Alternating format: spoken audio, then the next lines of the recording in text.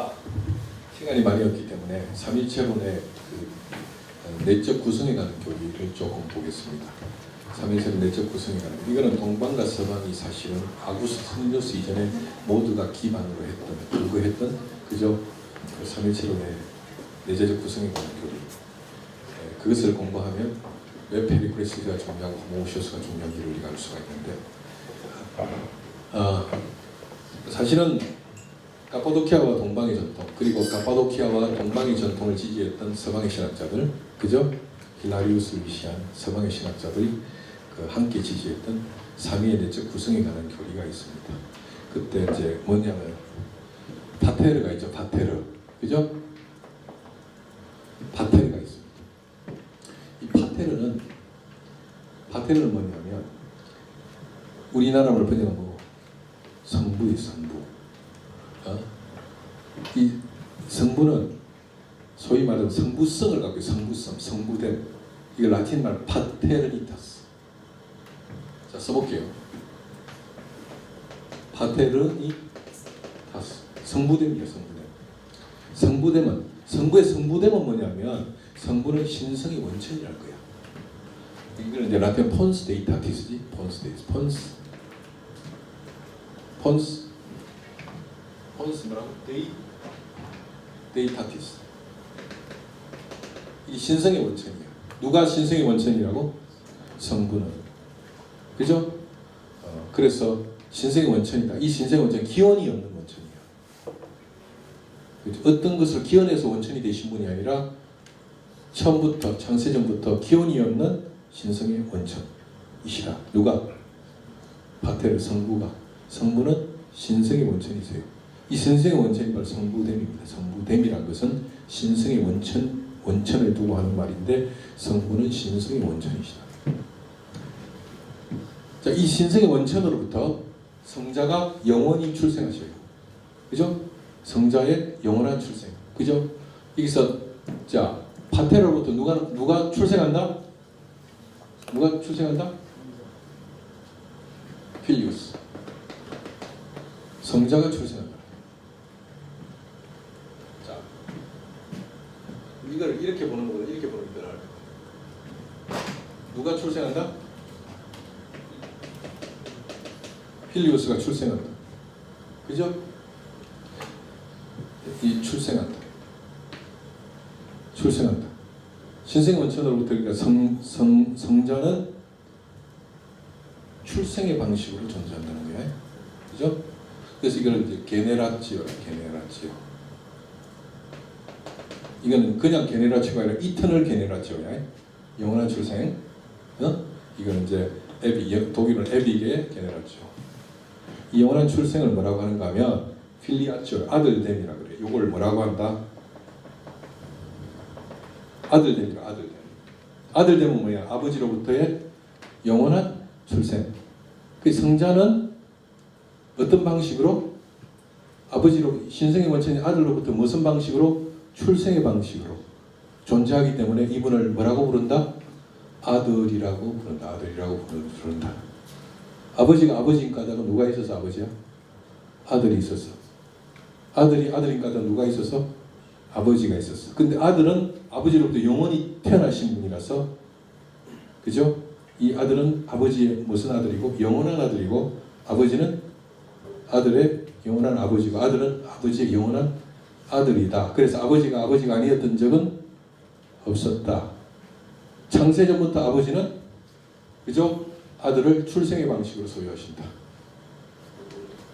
그래서 영원한 아들이다. 그래서 이 태어남이란 것은 시간상에서의 태어남이 아니라 영혼의 국면을 논리적으로 설명한 것이다. 시간의 선으로 보면 안 된다고 이 태어남이란 게. 창세전에 영원한 아버지로부터 아들이 영원히 출생하셔서 아버지는 영원한 아버지고 아들은 영원한 아들이다. 그래서 이 아들되는 출생이라고 한다. 게네라치오. 그죠? 이게 겐네시스. 라틴말 헬라어는 겐네시스라고 하는데 맞죠? 라틴 됐고. 헬라어 됐어. 라틴어도 복음 다 됐고. 겐네시스. 이게 아겐네시아라고 하는데 됐습니다. 그래서 이제 아버지는 이 파트는 이거는 이제 소위 비출생성이지. 이거는 이제 겐네시아 이래가 이거는 비출생성을 가지는데 아버지는 출생하지 않으시고 영원한 신성의 원천이시다. 그를 파테르니타스 아버지됨이라고 하고 아들은 출생의 방식으로 그죠? 자신의 존재를 아버지로부터 받기 때문에 아들을 아들이라고 한다. 자, 그러면 성령은 신성의 원천의 아버지로부터 뭐예요? 발출하신다. 이걸 뭐예요? 성령됨이라고 하지. 이걸 이제 슈피라지오. 이거는 성령됨이에요. 성령됨의 실체는 뭐냐면 프로체시오지. 프로체시오. 이게 무슨 말이야? 우리나라 번역하면 발출이지. 발출인데 이 발출은 어떤 발출이고 특정한 시점에서 발출한 게 아니라 영원의 시간에서 영원한 발출이지. 그래서 성령은 아버지로부터 영원히 발출하시기 때문에 이분을 뭐라고 한다? 스피리투스, 성령이라고 한다. 스피리투스란 말은 무슨 말이에요? 루아흐란 말이지. 헬라 말은 뭐죠? 푸뉴마. 우리나라 번역은 뭐야? 뭐죠? 호흡, 익힘, 내쉬어짐. 그죠? 누가 내쉬었단 말이지? 아버지가 누구를 내신다고? 성령을 내셨는데 특정한 시점에서 내신 게 아니라 어떻게 내셨다? 영원한 시점에서 내셨기 때문에 그죠? 성령은 영원한 성령이고 아버지는 성령을 내신 영원한 아버지시다. 그런 거죠. 그 필리오스를 흔히 말씀이라고 하잖아. 로고스 그지? 로고스 말씀이라고 하잖아. 아버지의 영원한 말씀이 아들이니까. 근데 여러분 말씀이 먼저예요? 숨이 먼저예요? 그런 거 생각해봤나? 우리가 숨을 못 쉬면 말할 수 있어요? 없어요? 말이 먼저예요? 숨이 먼저예요? 숨이 먼저입니까? 말이 먼저입니까? 말과 숨이 함께 있죠. 선으로 따지는 것은 닭이 먼저냐 알이 먼저냐의 문제지. 어떻게 보면 말과 숨이 함께 있는 것처럼 아들의 출생과 성령의 내쉬어짐은 그죠? 함께 있는 사건이지. 그래서 여기서 보세요. 아버지는 출생의 방식으로 아들을 그지요 소유하고 아버지는 뭐의 방식으로? 발출의 방식으로 성령을 소유한다. 그죠? 그래서 여기서 신성의 원천 누가 신성의 원천이라고? 성부가 신성의 원천이지. 신성의 원천이 성부로부터 아들은 출생하사 아들이 되었죠. 그럼 아들이 갖고 있는 신성은 누구의 신성이에요? 아버지의 성부의 신성이지. 그럼 성령이 갖고 있는 신성은 누구의 신성이겠어? 아버지의 신성이지. 그러니까 삼위 안에서 신성의 유일한 원천은 누가 신성의 유일한 원천이에요? 아버지가 신성의 유일한 원천이시죠. 아버지는 아들은 뭐야? 출생의 방식으로 아버지와 신성을 뭐한다? 공유하고 성령은 발출의 방식으로 아버지와 신성을 공유한다. 그래서 아들과 성령이 가진 신성은 누구로부터 온 신성이고? 아버지의 신성이죠. 그죠? 그래서 아버지와 아들 성령은 동일본질. 본질이 같다고. 왜? 무슨 같은 신성을 공유하니까. 그 신성은 누구의 신성이에요? 아버지의 신성. 그래서 성부와 성자와 성령은 뭐가 같다? 호모우시오스예요. 호모우시오스. 뭐가 같다? 본질이 같다.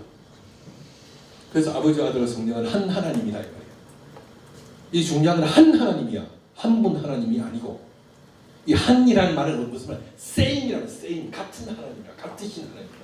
왜 같은 하나님이야? 아버지와 아들과 성령은 동일한 신성을 뭐하고 있기 때문이다. 공유하고 있기 때문이다. 아들은 아버지로부터 뭐의 방식으로 아버지의 신성을 아버지와 공유한다? 출생의 방식으로. 성령은 뭐의 방식으로? 발출의 방식으로. 누구의 신성을 공유한다? 아버지의 신성을 공유한다. 그러면 아버지와 아들과 성령은 같은 본질이라는 거야. 호모, 같다고 본질이. 그래서 뭐야? 한 하나님이시다. 이해하셨습니까? 그래서 이것을 한 하나님으로 새겨야지. 한 분 하나님으로 새기면 된다 안 된다?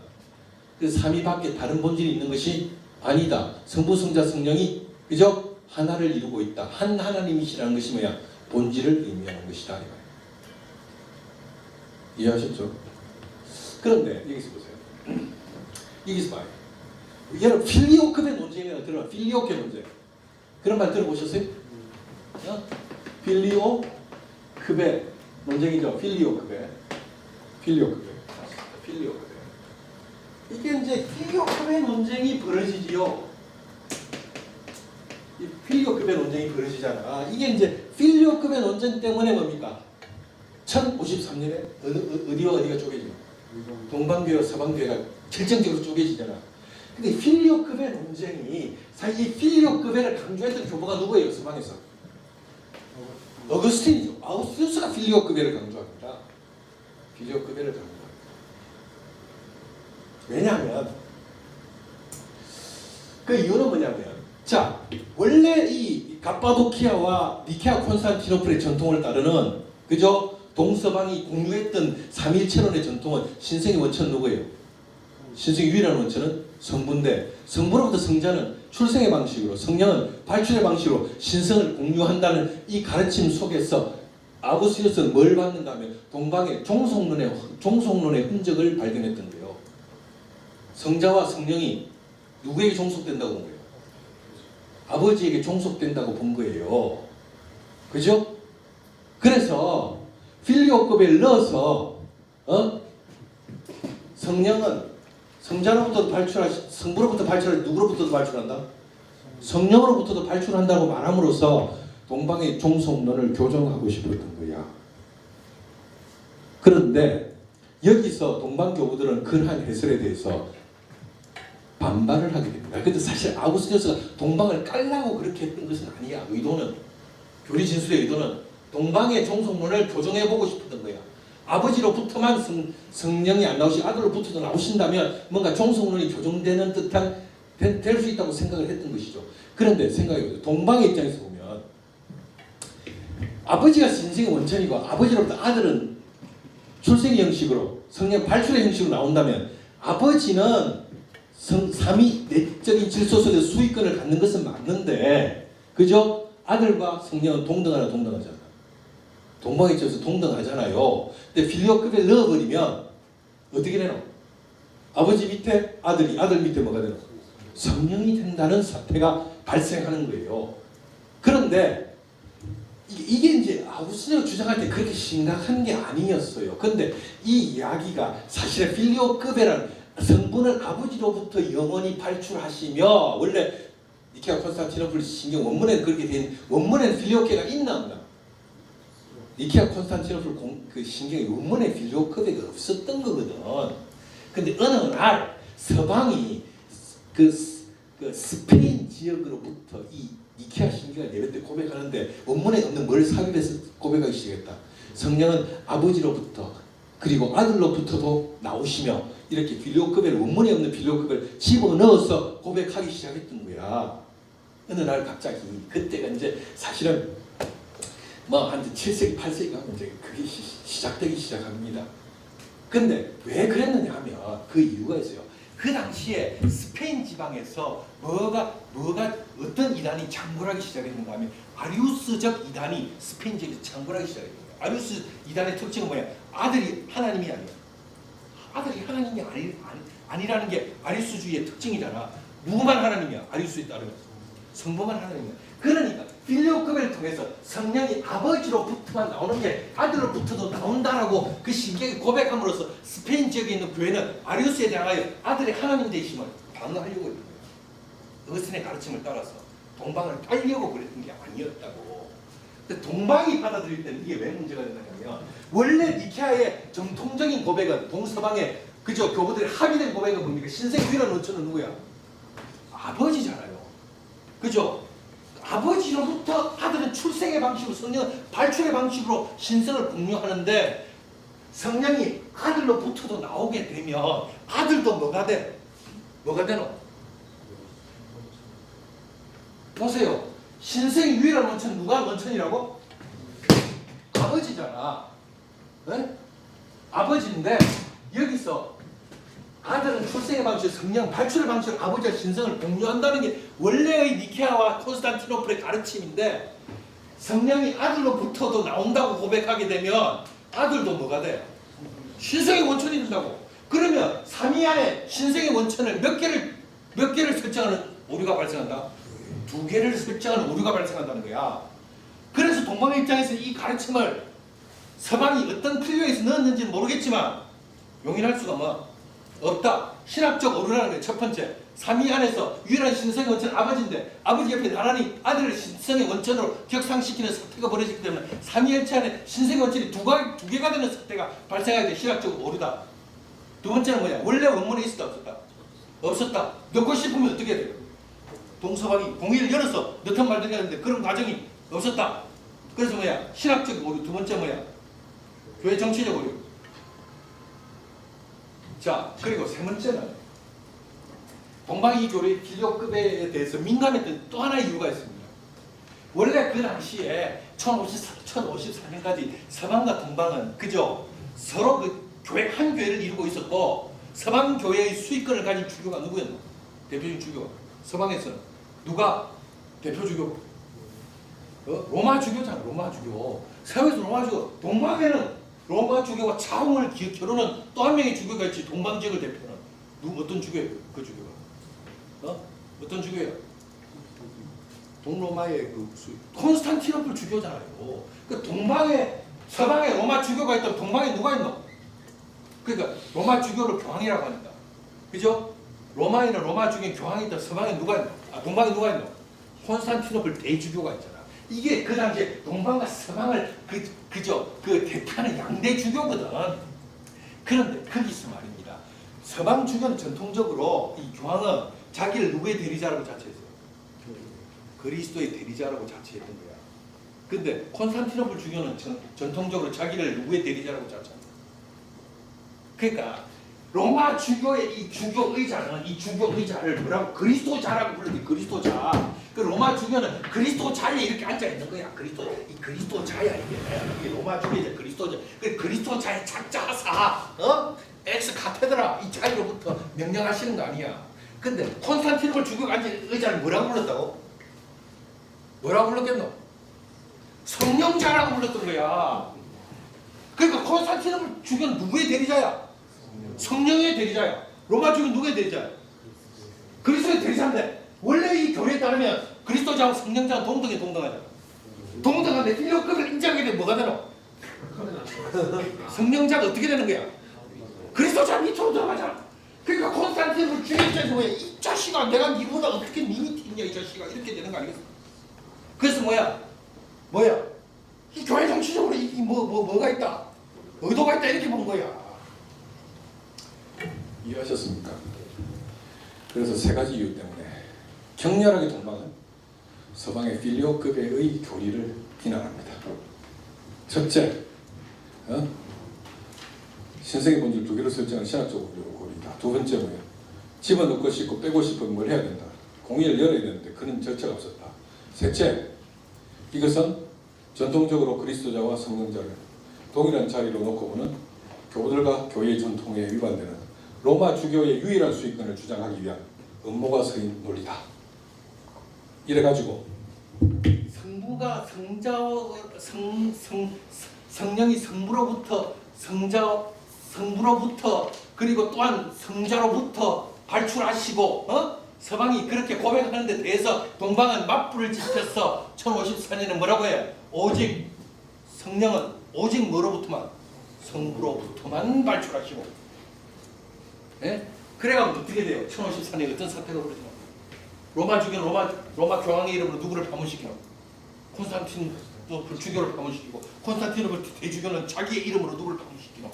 로마 주교를 파문시켜가지고 명실상부하게 그리스도 교회는 어떻게 되나? 두 동강이가 나버리는 거야. 그 이전에는 뭐야? 교회는 하나였다. 그래갖고 이제 이 두 동강이가 난 이 빌려급의 근데 이게요. 자, 동방이 서방이 그런 의도로 빌려급에 넣었던 건 아닙니다. 합의 안 보고 신경을 수정하고 싶은 자기들의 욕망 때문에. 그리고 또 뭐야? 성령자를 그리스도자에 대해 성령자 연맥이라고?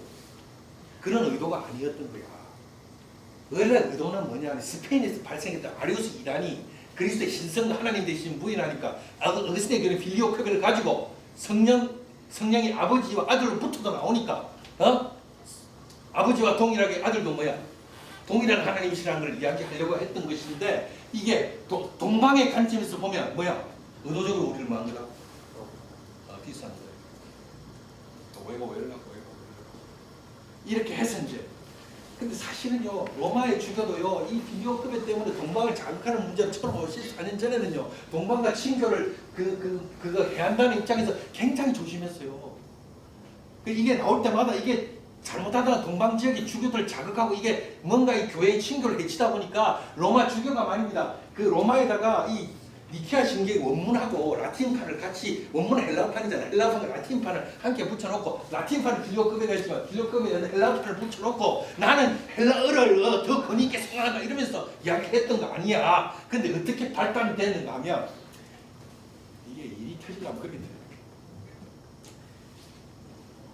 어떤 일이 벌어졌는가. 그리스에 있는 어느 동방교회 수도원에 그 당시에 그 1054년 근절이에요. 어떤 일이 벌어졌는가 하면 서방 수도의 수도사들이 거기에 뭡니까? 우리가 교환 수도사로 온 거예요. 교환 학생처럼 그 와갖고 이제 같이 일도 하고 기도도 하고 이렇게 같이 그렇게 했는데 그러니까 이제 그렇게 하면 교환 학생이나 교환을 파견오면 이제 예배도 돌아가면서 준비하잖아. 근데 서방에서 온 수도사들이 그날 예배 때 성가대를 쓴 거예요. 성가대를 아시겠어요? 성가대를 써가지고 옛날에는 신경 같은 게 다 찬양이었거든. 이 자식들이 성가대 써서 찬양을 니케아 신경을 찬양을 하는데 라틴의 이 온 놈들이 그리스 동방 그 교회 예배 때 그 성가대로 찬양을 하는데 니케아 신경을 찬양하는데 뭐라고 하느냐 성령도안에서 성령은 아버지와 아들로부터 나오시고 이렇게 찬양을 하는 거야. 그래서 말이다 그리스의 수도사들이 발칵 뒤집어진 거야. 이 자식들 이것들이 원문에도 없는 빌리오급여를 이렇게 막 찬양을 하더이다. 이래갖고 누구에게 본질을 바친 거야. 천사한테도 대중에서 본질을 바친 거 아니야. 보고서가 한 거 아니야. 그래가지고 이거는 말이 안 된다. 이래가 난리가 난 거 아니야. 그래갖고 결국 이 논쟁이 결국은 교회를 두동강이 내는 사태까지 발생했는데 이 빌리오급에 대한 동방의 거부 반응이라는 것은 뭐냐 하면은 신성의 유일한 원칙은 니케아 정통주의에 따르면 누구예요? 아버지인데 아버지로부터 출생의 형식으로 아들이 발출의 형식으로 성령이 아버지와 신성을 공유하는데 빌리오급을 인정하게 되면 삼위 내부의 신성의 원칙을 몇 개를 설정한다고. 이런 문제와 관계해서 동방은 강력한 비난을 했던 거고 콘스탄티노플 주교자리는 성령자인데 로마 주교자는 뭐 그리스도자다 결정되고 빌리오급을 인정하면은 이걸 빌리오급을 인정 안 하면 그리스도가 성령자는 다 되는 건데 빌리오급을 인정 못했죠. 아버지 아들이 나오시고 성령 보고 아버지로부터 아들을 통하여 나오시고 자 이런 문제가 있었던 것입니다. 그러나 제가 말씀드리고 싶은 서방이 동방교회 몇몇일라고 빌리오급을 주장했던 것은 아니고 어거스틴도 그랬고 서방의 어떤 경우도 빌리오급여와 함께 삼위일체 안에서 두 개의 신성의 원천을 주장했던 교부들은 있었다 없었다?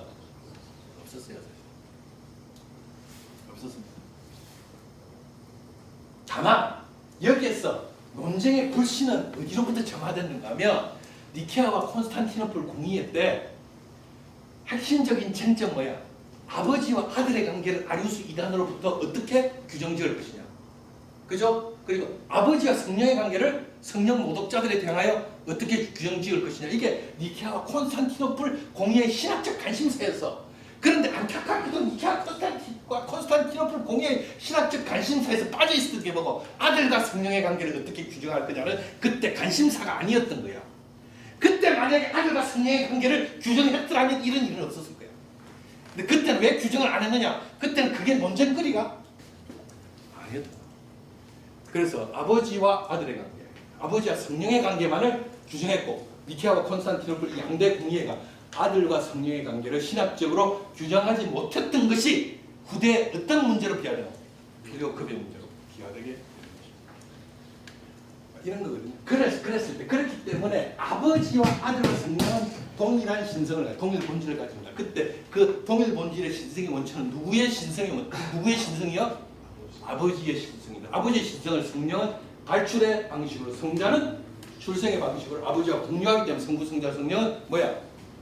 동일한 본질을 가집니다. 그래서 한 하나님이다 라는 거예요. 근데 어떻게 구별되느냐? 아버지는 신성이 원천으로 구분이 돼. 아들은 뭐야? 출생으로, 성령은 발출로 구분이 돼. 그러니까 이게 신성이 원천이라는 속성은 누구만 가지는 속성이지? 아버지만 가지는 속성이에요. 그러면 출생은 누구만 가지는 속성? 그럼 발출은 누구만 가지는 속성? 이것을 성부, 성자, 성령의 비공유적 속성이라고 합니다. 그리고 그 외 모든 속성은 성부, 성자, 성령만 한다. 공유한다. 동일한 영광, 동일한 그 권능, 동일한 그죠? 지혜, 동일한 사랑.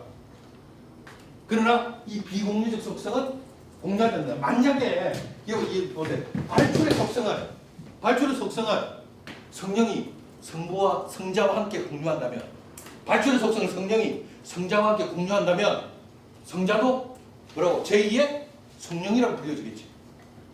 출생의 속성을 성자가 아들이 성령과 함께 공유한다면 성령도 뭐라고 불려지겠노? 제2의 아들이라고 불려지겠지. 그래서 이 비공유의 속성은 공유하잖아. 이게 공유하면 위격의 구분이 어떻게 된다? 무너진다 이 말이야. 위격의 구분이. 그래서 이 비공유적 속성으로 성부, 성자, 성령은 위격을 구분 짓는다. 만약에 신성의 원천은 아버지가 성령과 공유한다면 성령도 뭐라고 불려지겠노? 제2의 아버지라고 불려지겠지. 그러므로 성부의 신성의 원천성, 성자의 출생성, 성령의 발출성은 성부, 성자, 성령이 공유하지 않는 속성. 그래서 뭐라고 그런다? 비공유적 속성이라고 그러고, 이 비공유적 속성과 함께 성부, 성자, 성령의 위격을 구분하고, 그 외에 나머지 이 모든 본질은, 모든 속성은 뭐야? 성부, 성자, 성령이 공유한다. 이것이 성부, 성자, 성령의 그죠? 위격의 구성에 관한 삼위일체 교리의 가장 어려운 내용이 성부, 성자, 성령의 위격의 구성에 관한 교리입니다. 이 이해와 더불어 필요케 논쟁과 더불어 안타깝게도 동서방 교회가 분열했다는 것은 너무나 안타까운 일인 것이죠. 이해하셨습니까? 그래서 이 삼위의 구본성을 먼저 강조하고, 이 삼위로부터 이 삼위 하나됨을 일체로 주장하는 교리, 그 삼위일체에 대한 이해방식이 누구의 이해방식이야? 동방의 이해방식이고, 서방은 뭐예요? 한 하나님의 본질로부터 시작해서 그죠? 삼위를 구분짓는 방식이 서방의 방식이다. 근데 이 두 개의 방식은 양자택일의 문제가 아니고 바빙크에 따른 뭐야? 상호보완적이다. 왜? 동방의 입장만을 주구장창 따라가서 삼위를 먼저 강조하고 일체를 주장하는 방식만을 극단적으로 주장하게 되면 삼위일체론에서 무슨 위험성을 피할 수 없다. 종속론의 위험성을 피할 수 없듯이, 그래서 필요 없어. 오로지 서방의 입장만을 관철시키려고 하고 동방을 무시하고 서방의 입장만 끌어안으면 무슨 위험성을 피할 수 없다. 양태론의 위험성을 피할 수 없다.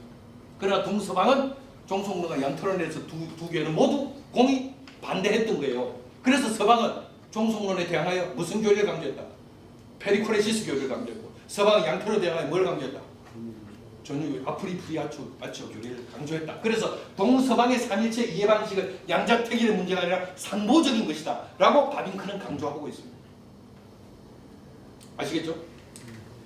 그래서 이것이 바빙크의 삼일체론의 현대신학적 기여라고 표현합니다. 동서방의 입장 중에 양자택일의 문제를 몰고 가서 서방의 입장에서 동방을 배척하거나 동방의 입장에서 서방을 배척하는 그러한 이해는 그죠? 삼일체론에 대한 불완전한 이해로 가는 그죠? 첩경이 된다는 것을 바빙크가 강조하면서 상보적으로 이야기를 했습니다. 자, 그리고 나서 우리 한 가지만 지적합시다. 바빙크의 기독론에 있어서 이 바빙크의 개혁파 기독론의 하나의 어떤 독특성은 뭐냐면, 모든 교파의 기독론을 보면 그리스도의 뭐로부터? 그리스도의 인격에 관한 교리로부터 시작하죠. 그래서 그 인격을 구성한 교리가 그 중에 두번성 교리, 신성과 일성의 문제를 먼저 이야기하면서 근데 이제 사실 기독론과 구원론을 구분짓는 것은 뭐냐? 기독론과 구원론이 어떻게 구분되지? 기독론과 구원론이 어떻게 구분되지?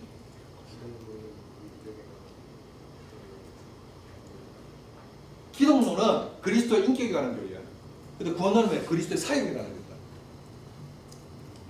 구원론은 그리스도의 사역을 연구하는 장르야.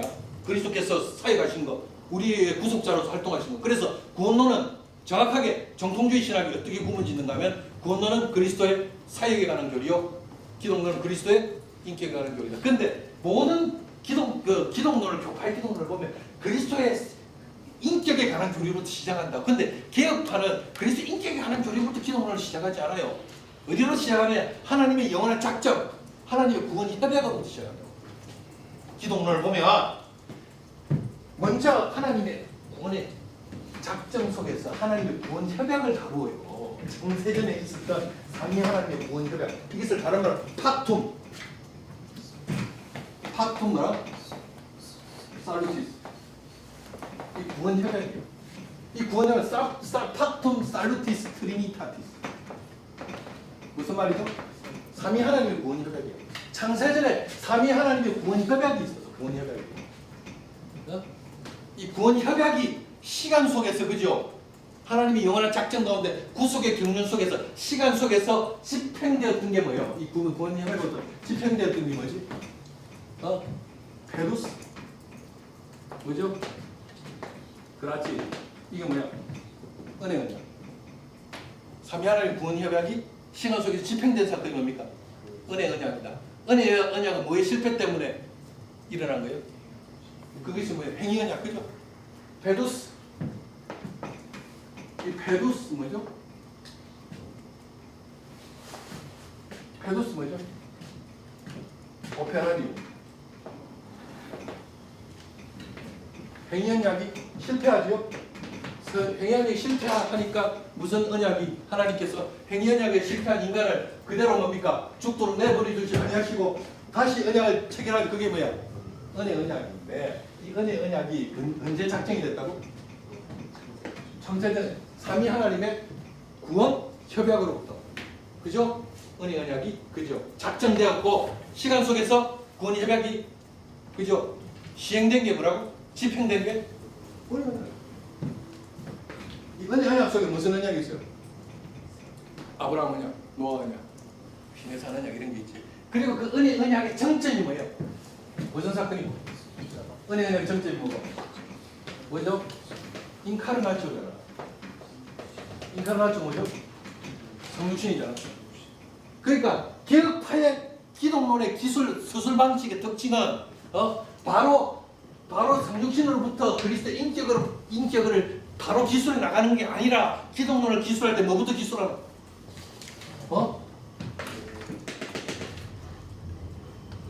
구원 협약으로부터 시작하죠. 구원 협약으로부터 은혜 언약을 거쳤어. 그리고 나서 뭡니까? 그리스도의 강생을 말하고, 그죠? 구원 협약의 집행으로서의 그리스도의 강생을 말하고, 그리고 나서 그리스도의 인격에 관한 교리를 기술해 나가죠. 이게 바로 개혁파의 기독론의 서술 방식의 독특함이라고요. 아시겠습니까? 루터파나 로마 교회는 이런 식으로 기독론을 서술하지 않아요. 그래서 개혁파가 구축하는 기독론의 특징은 먼저 하나님의 영원한 구원 협약을 먼저 진술하고 구원 협약의 시간 속에서 집행으로서 은혜 언약의 절정으로서 뭐야? 성육신 사건을 말하고 성육신이 단지 한 시점에서 일어난 사건이 아니라 영원한 하나님의 작정으로부터 기원했다는 사실을 그죠? 그래서 예수 그리스도의 강생을 영원한 하나님의 작정 속으로 정초시키고 나서 그리고 나서 성육신까지를 기술하고 나서 뭘 기술한다? 본격적으로 기독론을 서술해가는 방식이 개혁파의 기독론의 서술 방식의 독특성인데 바밍크가 그 전형적인 그죠? 그 기술 방식의 전형을 보여주고 있습니다. 그래서 여러분 그 바밍크의 기독론을 보면 뭐로부터 시작하는 은혜 언약부터 시작해서 기독론으로 진술해가는 그 교리 개진의 과정을 바밍크가 보여주고 있는데 이것은 매우 개혁파적이면서 그죠? 그리고 매우 아름다운 진술이다. 아마 은혜 언약론의 관점에서 먼저 그죠? 성육신의 그죠? 기원과 당위성을 하나님의 영원한 구속의 협약, 구원의 협약이라는 영혼의 정초시키고 그리고 성육신의 당위성을 설명하고 나서 그것으로부터 그래서 인격론으로부터 기술해 나가는 이러한 기독론의 진술 방식은 개혁파적이면서도 대단히 아름다운 교리 진술의 방식이다 라는 것이고 두 번째 이제 바빙크의 기독론에서 우리가 관찰되는 중요한 개념은 현대 신학에서 칼라르가 하나님의 자기 전달로서의 성육신, 인카르나초 성육신은 하나님의 자기 전달이다. 이 고테스, 셀프스 미타일은 고테스 하나님의 자기 전달이라는 사상, 성육신은 하나님의 자기 전달이라는 그 사상으로 표현한 게 칼라는데, 그래서 이 칼라의 성육신 개념의 핵심 개념이 바로 하나님의 자기 전달입니다. 성육신은 하나님의 자기 전달이고, 또 그것이 은총이고, 그 은총은 곧 예수 그리스도를 의미하고, 그래서 예수 그리스도는 다른 말로 하나님의 자기 전달을 의미하는 것이고, 그것이 은총이다. 은총은 그러면 하나님으로 나오는 어떤 특정한 속성과 에너지, 기운을 말하는 게 아니고, 은총은 누가 은총이라고? 예수 그리스도의 다른 말이야. 그리고 예수 그리스도의 다른 말이 은총이고, 또 다른 말이 하나님의 자기 전달. 성육신이 있었기 때문에 하나님과 우리 사이에 뭐가 있었다? 하나님의 자기 전달이 있었고, 그래서 하나님과 우리 사이에 교제가 발생해서 하나님과 우리 사이에 화해와 교통이 가능하게 되었다. 이게 칼람의 기독론과 계시론의 핵심 개념인데, 이미 그러한 하나님의 자기 전달로서의 성육신 사상이 누구에게서 아름답게 통찰이 된다고? 헤르만 바빙크에게서 아름답게 통찰이 됩니다. 그리고 라너보다 훨씬 더 철저하고 기초신학적으로 철저한 하나님의 자기 전달로서의 성육신을 이야기합니다. 왜냐하면 라너는 기독론에서 하나님의 전달을 이야기하면, 바빙크는 먼저 삼일체론에서 하나님의 자기 전달의 가능성과 원리를 뭘로 봅니까? 삼일체론으로 보죠. 하나님이 삼위일체, 삼위의 존재이기 때문에 그리스도를 통해 성령 안에서 자기 자신을 우리에게 뭡니까? 전달하실 수 있다. 그죠? 그 삼위론적인 토대 위에서 하나님의 자기 전달의 결정으로서 나타난 사건이 뭐예요? 무슨 사건이다? 성육신 사건이다. 그 성육신 사건을 하나님의 자기 전달로 바빙크가 설명할 수 있었던 것은, 그 성육신 사건을 단지 그리스도의 강생의 사건이 아니라 누구의 사건이다? 삼위 하나님의 공동의 사역으로 볼 수 있었기 때문입니다. 그래서 바빙크는 하나님의 자기 전달로서 삼위 하나님을 말하고, 삼위 하나님의 자기 전달의 구체적이고 절정의 표현으로서 성육신 사건을 말하면서 성육신은 하나님의 자기 전달이라고 말하는데, 이것은 바빙크의 기독론에서 관찰되는 굉장히 아름답고 위대한 통찰인 것이죠. 그래서 바빙크 한 구절 읽어보겠습니다. 바빙크는 이렇게 말합니다. 바빙크 개혁교리학 상권 374페이지에 보면 이런 말이 나옵니다. 종교는 하나님과의 교제다. 이 하나님과의 교제는 신비적 연합이다.